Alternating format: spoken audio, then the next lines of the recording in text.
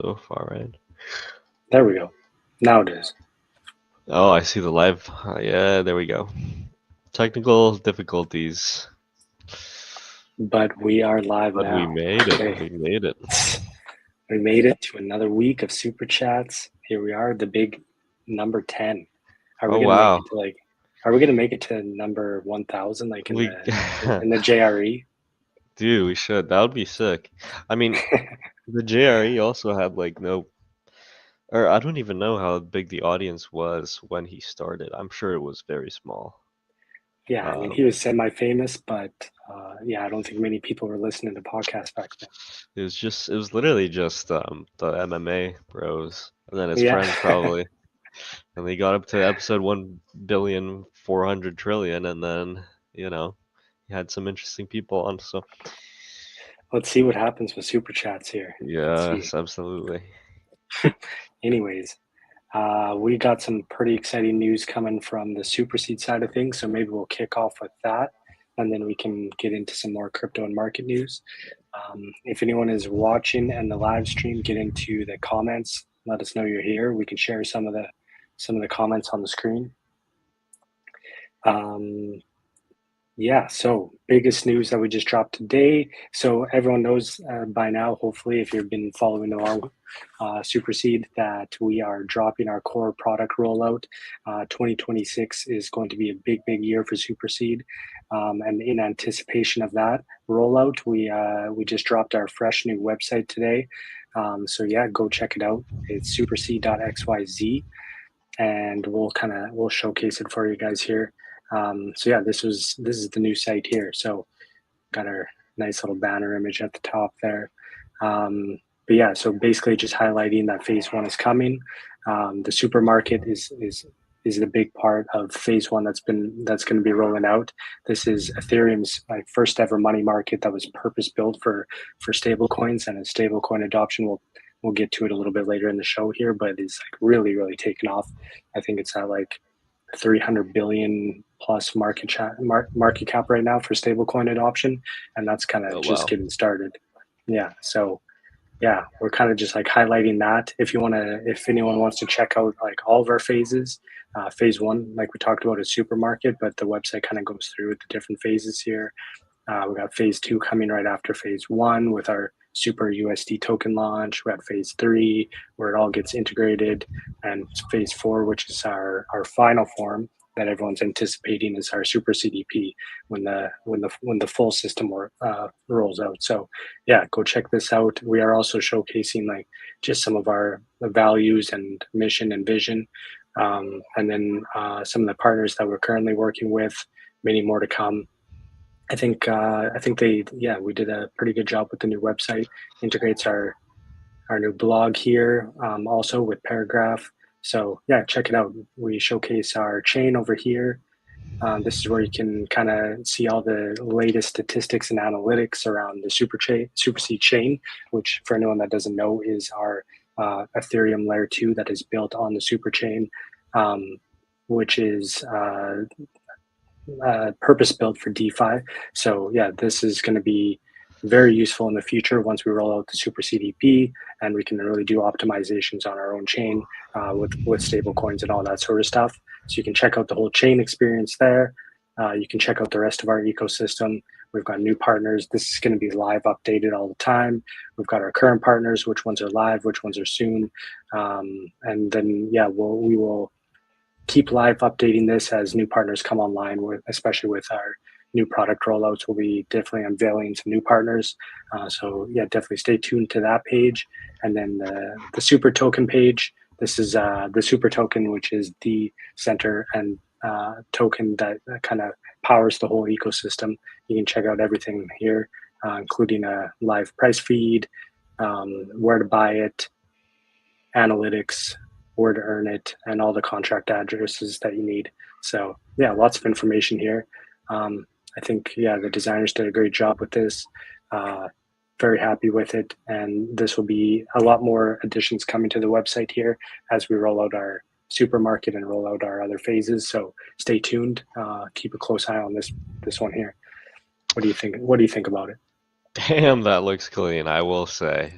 It's nice. Keen on our team, by the way, who's designed this entire. I'm assuming he's done like almost everything, including like the backend workflows for adding new stuff. So Yeah, shout out Keen. He did a great job on that. Yeah, we've got a pretty tight but very talented team. So shout out.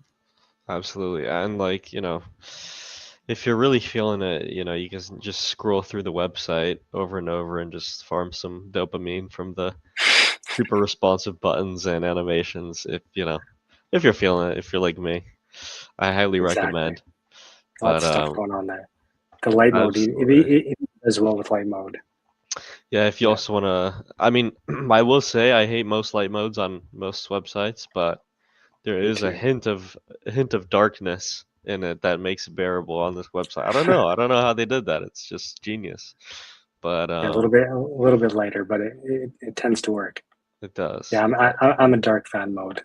Shout out, like, get into the comments. Let us know. You dark mode or light mode? You Who, gotta be, who's man, in crypto. You just get flashbanged every day for hours and hours. It's too when hard, you're man. when you're staring at screens for 24 hours a day? You got to be dark mode, or else you're just gonna burn your eyes out. For sure, for sure, for sure. Well, I mean, I will Yeah, say this has been long overdue. I feel like our website did need a remake for sure. And definitely. this is a really clean, good look going into 2026 because we are approaching a big year for Superseed. So, Exactly. Yeah, it's going to be big. And maybe we can kind of kick off with some of that. Let me just jump to this other piece here. So, like, we were talking about how, yeah, phase one of our core product rollout here is going to be Supermarket. For anyone that hasn't been following along, Supermarket is going to be Ethereum's first purpose-built money market just for stablecoins. So anyone that is big into the stablecoin community or stablecoin farming or anything like that, this is going to be the place you're going to want to be. You're going to like get amazing yields, better loops, better optimizations, and just a lot of like long tail opportunities. So, um, yeah, let me just pull this other page up here. Give me a second.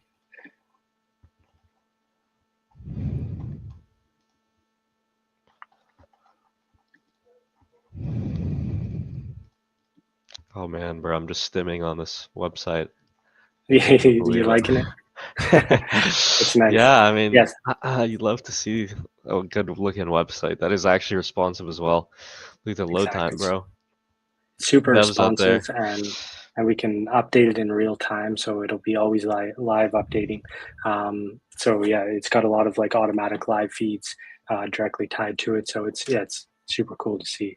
Um, if this is a preview of our upcoming supermarket, the new app is going to be pretty cool and pretty responsive also. So pumped to get that out to everybody.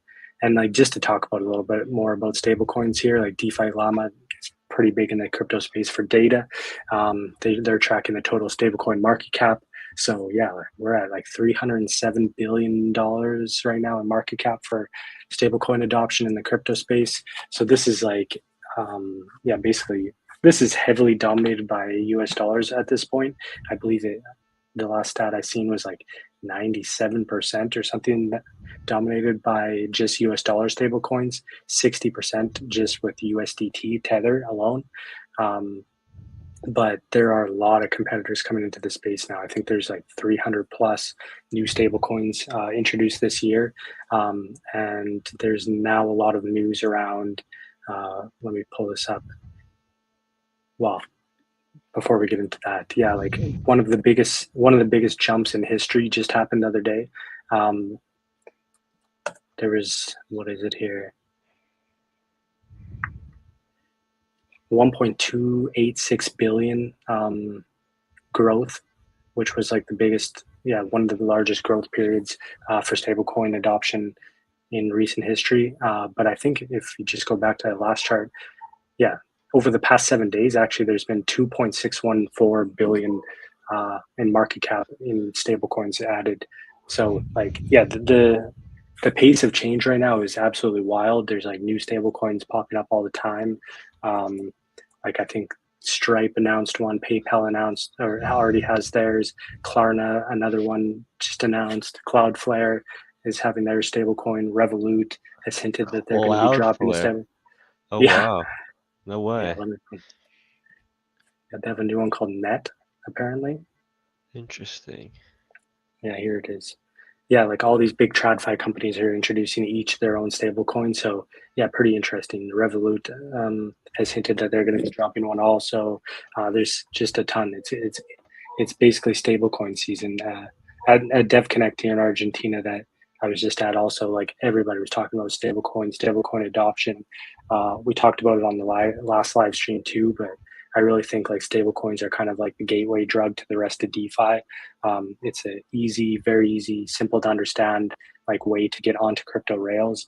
Everybody understands digital dollars already, so it's pretty easy to imagine just like having a crypto wallet instead of like a bank account and having your digital dollars on crypto rails instead. So yeah, pretty cool.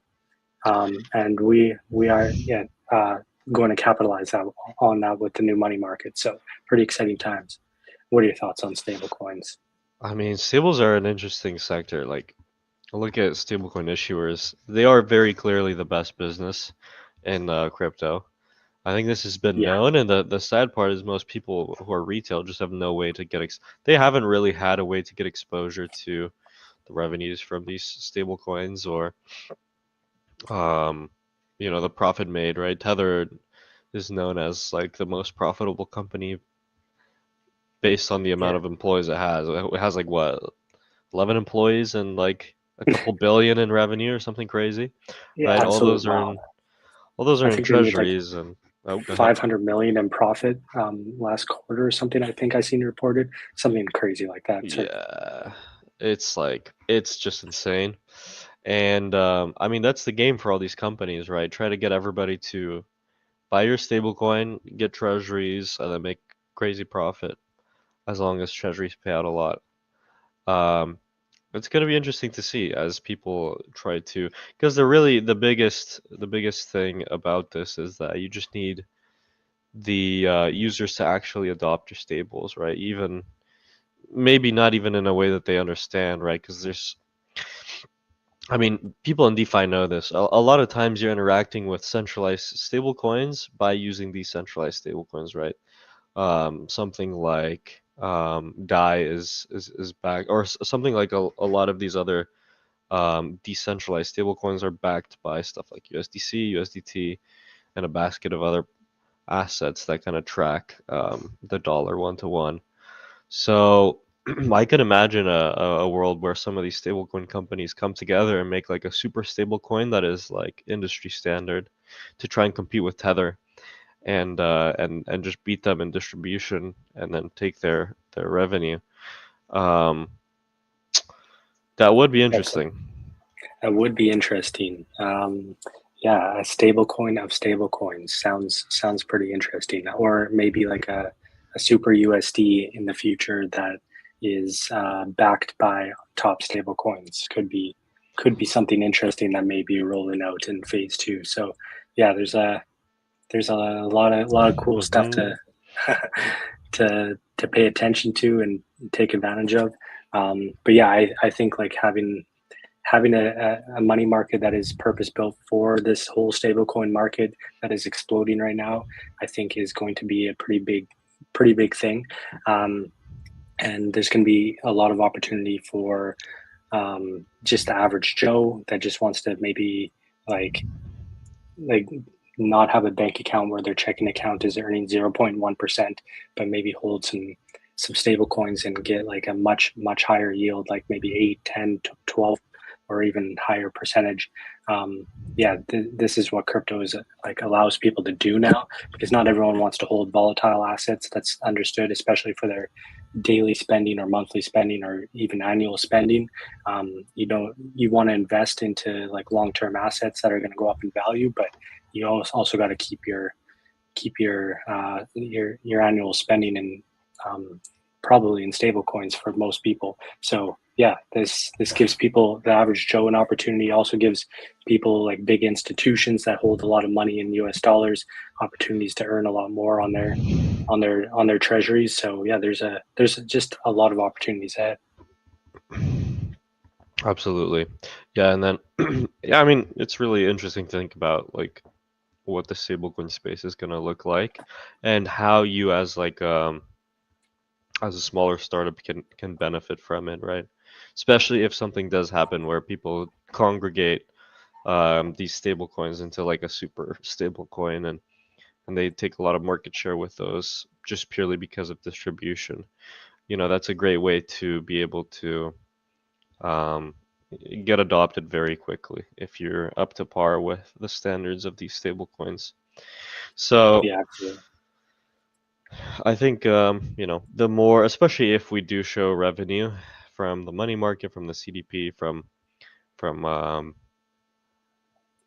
all of our revenue sources in the future, people will look at Super USD as like, oh, this is the type of stablecoin that you do want to implement into something like this, and have backing your own stablecoins if you do want to make a super stablecoin like that. Yeah, absolutely. And I think like there's just even more opportunities ahead, like with not just the US dollar stablecoin. Obviously, the US dollar is the dominant currency in the world as far as fiat currencies go. But like even European banks and different European issuers are now like pushing ahead with the euro stablecoins. So yeah, I think eventually every single country is going to want to put their fiat onto crypto rails and tokenize it in that way. Allow their, like, if they want to have any relevance in the world at all, they're going to have to fight and compete in this market and try to get adoption of their crypto backed stablecoin in their country, or else they're going to lose dominance to the US dollar. I think that's eventually kind of where we're going, where if the US dollar is the one that's going to get like the most dominance on crypto rails, they could really win. Yeah, being the global superpower, like as far as fiat currencies go for the next few decades, at least until like fiat currencies probably inevitably fall apart because of spending. But that's a whole nother topic. Yeah, that is an interesting point. Like, no one uses stable coins or like stable euros, right? No one Mhm. tracks. I mean, what is the market for stable euros on chain? It's got to be like Not much. Yeah, I negligible. think like right now, I think I checked. It was like 300 billion is the market cap of all stablecoins. And I think 97% of that is US dollars. So yeah, Uh, maybe like a couple points there for the euros. I'm not sure. so yeah, I mean, it's clear that like this will also benefit the U.S. heavily as the crypto economy like takes over financial rails. So it is actually very much in the interest of the U.S. for them to win the stablecoin war in crypto. Um, Yeah, that absolutely. being said, I think one more thing that I noticed is that since 2021, we've 10x the amount of stablecoins in crypto, but we haven't 10x the market cap circulating of our Yep. uh, our total addressable market, right? So what's going Yeah. on here, guys? I mean, I guess this always happens. People start to see the opportunity, and then you get this kind of long tail spirals down of all these different competing stable coins. I think that's going to for sure keep happening, and then eventually everything will kind of, um, I guess, condense the other way, and there'll be like a few big winners. I think that's usually how new markets play out. Um, you get this like very big saturation, and then everything comes back together to like the power laws take over, and like maybe 1 to 3 players take over like most of the market share. But it will be interesting as we go through this kind of explosion um, of adoption to see like which ones kind of are the big players. It looks like Circle is going to be like a big one, like as far as issuers go. But then, yeah, like we talked about, there are these big opportunities to be like these derivatives, um, or not necessarily stable coins, but like a token that is a basket of top stable coins. Like so, yeah, there's it's going to be interesting to see. But yeah, I think the most interesting thing to watch here will be um, like the governments and all these big institutions like really coming on to crypto rails and kind of like fighting to get that market share, because basically like AI is going to force everybody onto crypto rails as AI becomes more and more dominant, and everything all transactions basically happen through AI. That it will basically have to be on crypto rails. So yeah, like right now, 300 billion is just like a drop in the water compared to the hundreds of trillions that is the total addressable market for like all this activity coming Global onto crypto economy. rails. Yeah, Yeah. Yeah, that is a good point. And yeah, I mean, it's just a matter of time until it does happen. I don't expect the banks to ever like fix their underlying systems, because that's what they would need to do, right? They'd have to offer an alternative to decentralized finance, to a chain as a ledger for transactions. They would have to like manually do it, but I think it's just the natural evolution that finance turns into like a blockchain system, a decentralized blockchain system, right? You have to go through yeah, so many absolutely. legal hoops to be able to get people to approve certain stuff. Um, it's much easier to just adopt an open network that's not as centralized.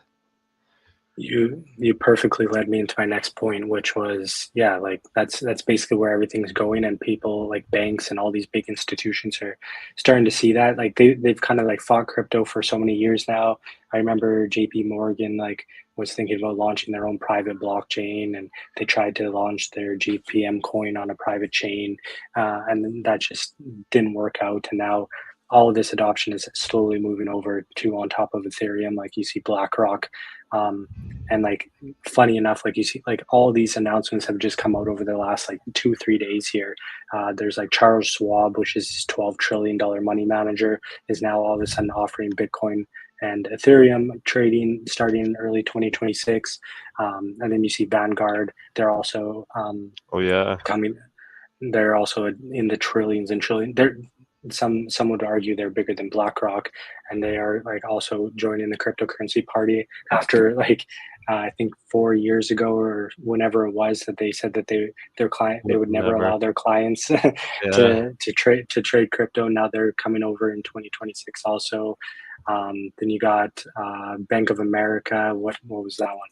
Yeah, they just announced yesterday or the day before that they are now going to be recommending all of their clients to put up to 4% of their portfolios into Bitcoin and other cryptocurrencies.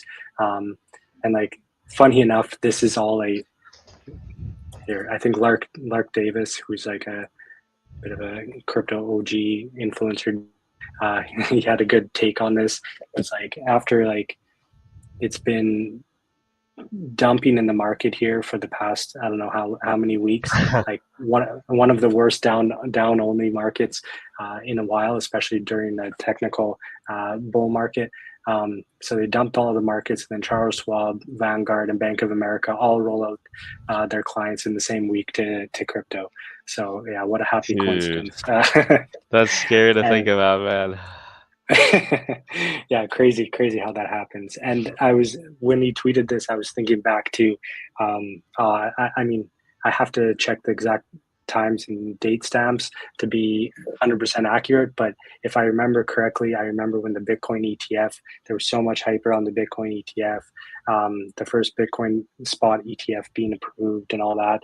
And then BlackRock, finally like made their announcement that they're getting this Bitcoin ETF, and like all of a sudden after that the Bitcoin like bull market basically started, and it was but prior to that it was like down only for a long time, Oh and yeah. they and I remember tweeting about it. I was saying like, okay, so there's a Bitcoin ETF coming, and the markets are down only. Like this has to be like some sort of like coordinated suppression, Vanity.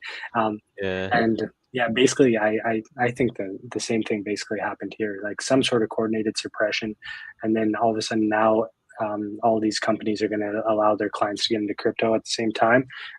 It just seems like maybe they just wanted to get the best entries possible, so that they don't look bad to their clients. So who knows? A little bit of tinfoil hat, but Yeah. I think a lot of this stuff does go on. I mean, it is a crazy thought. And to be fair, it is also pretty insane that the government is actively trying to legalize and implement cryptocurrencies into different aspects of, the government economy. Meanwhile, Vanguard's like, no, we will not accept this. Like, Yeah, you are fighting the current for what reason, right? Um, and you're also late to the party compared to someone like BlackRock. You got to respect BlackRock for just. I remember when they started like being really bullish, and Larry Fink was going on to these like news channels and talking about being super bullish about Bitcoin when like the sentiment was so bad for crypto and Bitcoin. yeah, Ethereum too. Yeah, he Oh was my bullish on goodness. Ethereum when everyone was just True. super hating on Ethereum. So yeah, props to Larry Fink and Oh BlackRock man. for getting into the game. And to that point, like another thing that like the BlackRock account, they had this Economist article that came out, talking about tokenization and how tokenization is going to change the world, and it's being done on Ethereum. And they said that Larry Fink like said that Ethereum and tokenization is going through like its 1997 moment, which yeah, it's pretty wild thing to say from like one of the largest asset like holders in the world, um, or money managers in the world, which is pretty wild. So like if everything gets tokenized and what he's saying is accurate, then yeah, there's a big crypto bubble boom coming. Yeah. I mean, everybody's calling bubbles right now as well, even in AI. Yeah, Um, which to that point, I heard, I forget who said this. It might have been like Mark Andreessen, but thinking about bubbles, where with bubbles, usually like it's like one of those really negatively badly cascading bubbles if there is no underlying technology that comes out and actually improves the world, right? There's nothing that progresses, there's no new PMF, there's no new life made better because of, this overabundance of funding. But with hmm AI, like, sure, maybe there is an overabundance of funding. I can imagine any technology you'd want to have an abundance of funding for more than AI, though, right? Um, yeah, I don't think this is going to change either, as things do become more solved because of AI, or it does get more implemented. Imagine the funding now, right? Before any like major agent takeovers of businesses or like huge integrations. Imagine when they start to actually get those huge integrations, man. The whole global economy yeah, just pours straight into it. So, yeah. Yeah, that's a great point. And like one thing that like as far as like bubble talk go, like with AI, like all these people calling AI bubbles, like one important thing to note is that um like what is this here in this tweet they talk about? Yeah, right now there's $700 billion in annual technology capex, like capital expenditure going into AI right now, like building all these different like plants and stuff like that, to train AI and to yeah, just make AI like scale. The big difference though is that like back in 1999 or 2000, whenever the internet bubble was like happening, like basically what was happening was all the infrastructure that they were building. They call it like whatever. I can't remember what it's called, but like dark energy or whatever it is. They were laying all this dark wire, um, all this energy to like because they said like the internet is going to take over, everyone's going to have the internet, and they were laying all this infrastructure to get like internet to mhm. every household, except like most of that infrastructure was unused, like all that like wire that they were laying in the ground, they were just like anticipating future demand, but Right. like with AI right now, like every single dollar that they're putting into capital expenditure, it is getting eaten up, and like in fact like beyond that it's like already pre-sold. Like Microsoft is already like pre-buying energy, from some of these like nuclear power plants that are going to be built in the future because they just can't get their hands they can't get their hands Enough. on enough compute and enough energy, like as it is. So like this is the big difference right now. Like in past bubbles, they were like anticipating future demand, but with this can't be a bubble because like we can't even keep up with the current demand. Like they're holding back certain models because like they don't have enough compute and enough energy to make everything scale right now. So I think we're just in a completely different ballgame. Yeah, man. Yeah. And this is like I'm so disgusted but like repulsed by people who are like super bearish on AI stuff or Yeah, like super like AI is actually useless. yeah, And I mean I can understand to some extent, probably the only engagement they have with AI is just like stupid brain rot online that is just annoying, right? But guys, like you have to really think about the future and what is happening and the applications that are possible and applications that are happening right now, and like how things change when a lot of attention and funding is introduced to a field, even when the outcomes are not like easily foreseen, right? Just putting a lot of manpower and energy into something gives you outcomes that you wouldn't have even expected a lot of the time. So especially for something like AI where it's so hard to even measure like the second hand, third hand like consequences of things happening. You just see huge paradigm shifts and everything. So yeah. yeah. It's absolutely wild. Like I think, I mean, when every single person who's like in the tech space and AI space and everything is saying that like in 5, 10 years the world is going to be unrecognizable, then you got to at least pay attention a little bit. Um, yeah, I think the rubber like really hits the road once like robotics come online, and then AI is like going into all these different like moving machines. Like the world is just going to be a crazy different place. Yeah. Yeah, labor is going to be abundant. Most things are going to be abundant. How we deal with that, I'm not sure yet, but it's going to be crazy. But yeah, just to, I'm sorry, go ahead. Did you want to like wrap it back around to? I'm Yeah, like I'm about to go on a spiel about AI again, yeah, but go like ahead, go for it, go also, for it. yeah, man. I mean, I was trying to think about like, okay, what types of applications would people care about where they would like, because I do know people in real life that are very skeptical, AI skeptical, AI cautious, AI like, oh, don't do this. This is really bad. There is a really negative connotation. They're very pessimistic. And I'm trying to think about like what applications would they want or would they see in order to actually change their mind, I think probably health would be a huge one. Um, there's so many different applications for discovering new medicine, for understanding like the genetics of humans better, maybe even Yeah, for like human solving all modification. disease. Yeah, Right. solving all diseases, which is probably going to happen like pretty fast. Like we might even be able to like solve aging. We might like there's and then once you have like I think this is why I was saying like I think the rubber really hits the road with robots like enter the space. Like when you can get a robot for they'll probably bring the cost down to let's say $100 a month. And most people can afford $100 a month, and you get a robot in your home, and it does absolutely everything for you. But not only does like a robot do everything for you, like all of your cooking, cleaning, laundry to free up your time to do whatever you want, spend more time with your kids, spend more time with your grandkids. But like not only that, but you have literally a doctorate professional in every single area. So like if you need to do an oil change in your car, well, one, the robot could do it for you, or the robot could just tell you exactly what to do if you want to do it yourself.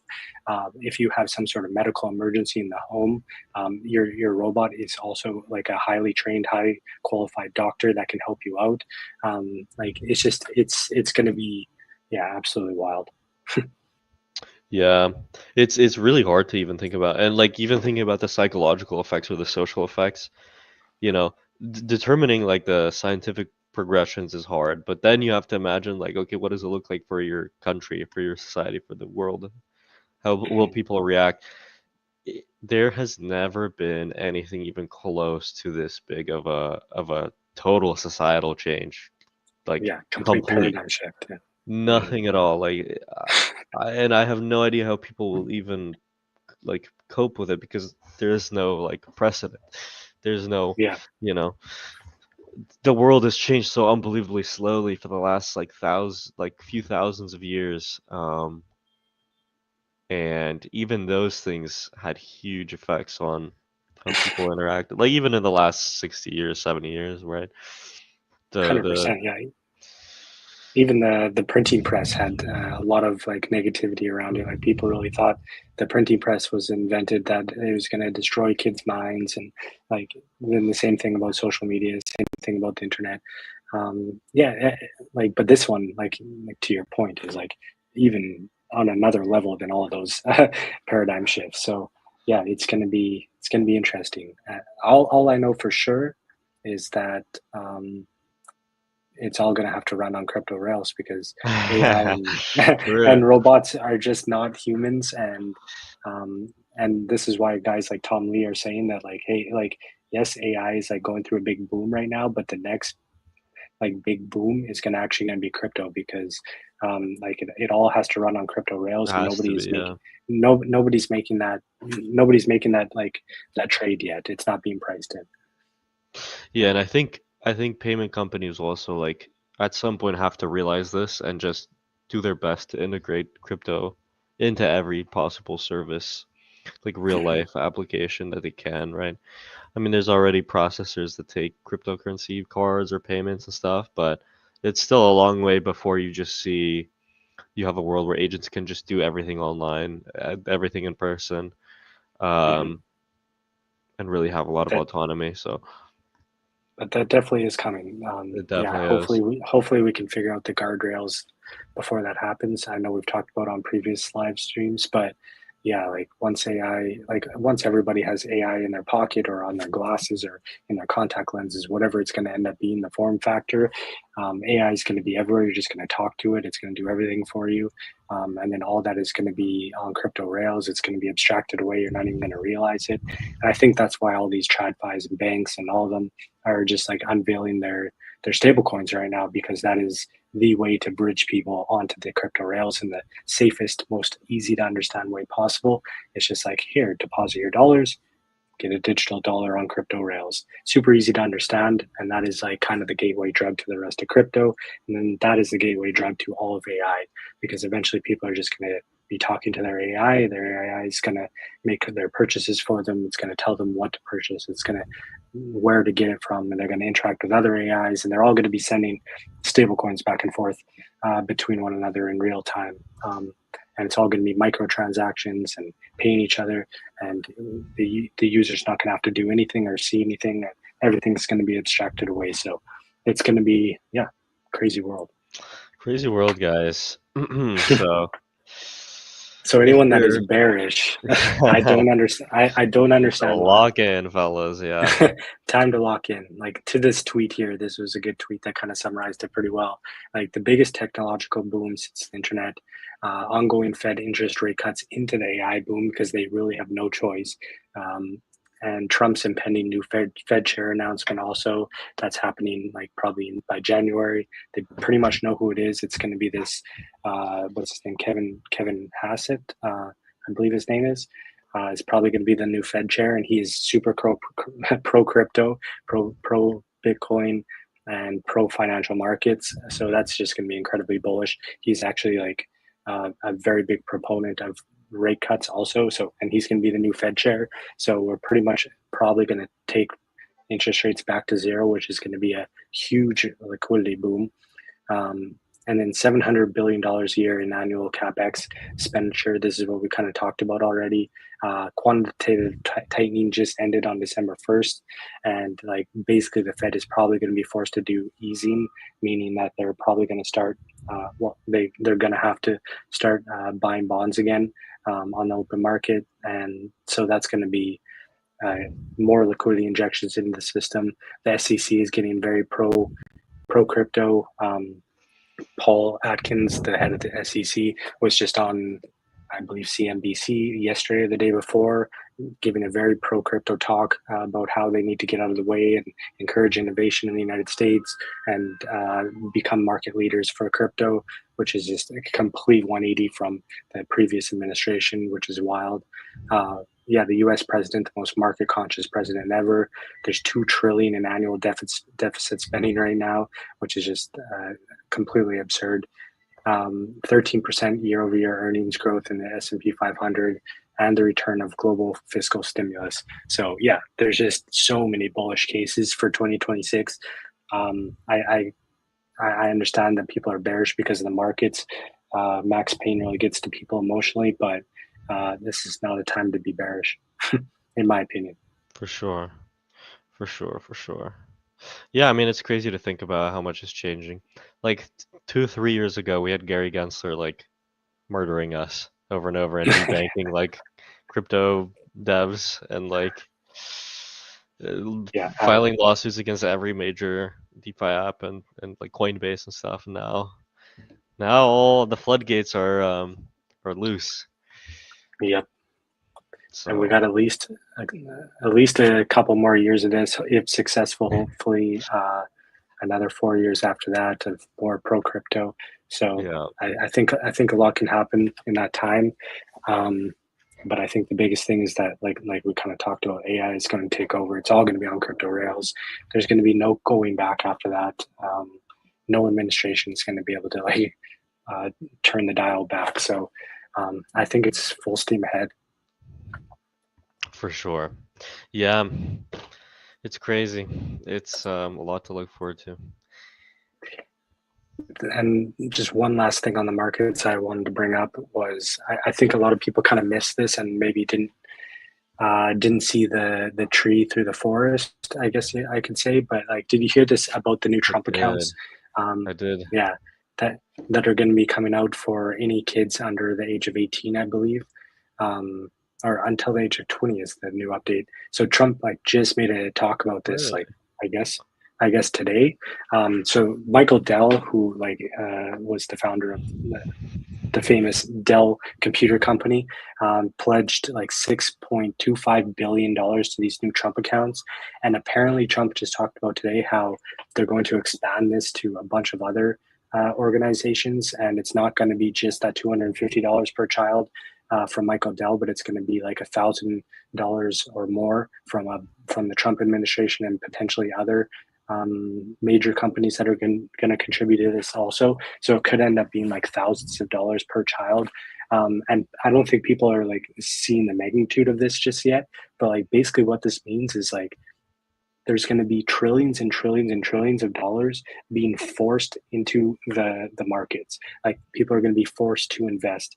And what do you think like kids are going to be asking their parents to invest for them into? Like it's probably going to be like crypto, tech stocks, stuff like that. And all of this is going to be on crypto rails. And like all of this is being opened up by Charles Schwab and Vanguard and BlackRock. It's all going to be available through like tax-free investment accounts now in 2026. So I think the timing is just absolutely wild, and 2026 is going to be a big boom year. Yeah. I mean, this is a crazy, crazy initiative. Um, I'm really curious how they plan to fund it. I mean, okay, let's do the math. It's gonna be like 25 million times 1,000. What is that? Uh, I mean the so 25 billion. Okay, so it's not that bad. You could fund it all with the deficits from this year, I think. With the tariff, sorry. So, I mean, that's kind of a good look from his end. I don't know. but I actually think that like I don't know like how he says like from the Trump administration, but I'm not sure that that's actually going to come from any deficits for the U.S. at all, because he mentioned here that it's going to come from potentially hundreds of major companies who are going to contribute to this. Said to Like contribute, Mike, I think. so like what I think is going to happen is they're going to use this as like tax harvesting basically. Like all these companies Uh, can donate like maybe a billion, like Dell donated 6 billion towards this directly. So he gets that as a tax write-off, 6 billion as a tax write-off, and he's doing like good philanthropy work. So I think that a lot of different companies are going to do the same, and this is just all going to go directly to these Trump accounts for kids. I So it mean, might not even raise uh, spending at all. That's an interesting point. And given how like wonky philanthropy is and like NGOs are, this Yeah, might actually be like a good move where instead of just yeah, giving it to some like unsupervised like NGO who no one is doing inspections on, like, just fund the kids with tax write-offs. exactly. I mean, that's pretty cool. Maybe. It's a great narrative, and it's going directly to kids, and it's going directly back into the financial markets, which is going to be wild for anyone that is getting ahead of this and investing in the markets. It's going to be just, yeah, trillions of dollars in injections of liquidity. So yeah, it's something to front run in my opinion. Absolutely. Really interesting. Super interesting. Anyways, that's all I kind of had for this week. But yeah, just to kind of tie things back around, encourage everybody go check out our new website because there are going to be trillions flowing into the crypto markets in 2026. Superseed is kind of set up to be take advantage of this in a big way. We have our big rollout in 2026, 4 different phases. So yeah, go check out our new website. I'm trying to pull it up here. There it is. Um, you're going to get all the updates about the 4 phases that are coming. Phase 1 coming shortly here, and then the other phases to come. Yeah, so follow us along there. Follow us on our socials. Turn on notifications because, yeah, 2026 is going to be an exciting one. Absolutely, Any, guys. Definitely check out the website and go play with the buttons and stim. yeah, do like Christopher and play around light mode, dark mode. Check out the different functionality. It's a lot of fun. True. And if you see bugs, also let us know. Thank you. Much Definitely, love. definitely. That's a great point. That's a great point. Any feedback, get into our Discord. Take us on Twitter. Whatever works. We definitely would love to hear people's feedback. So, and yeah, let us know what you think about the supermarket name. We will want to get some feedback around that also. So yeah, thanks for tuning in again. We will see you again next week. We might have a special guest next week or the week after. We'll keep you posted. But yeah, it should be fun. Tune in next week. All right, guys. Have a good week. Take care. Take Bless. care. God bless. Enjoy the markets. Enjoy the markets. Peace out.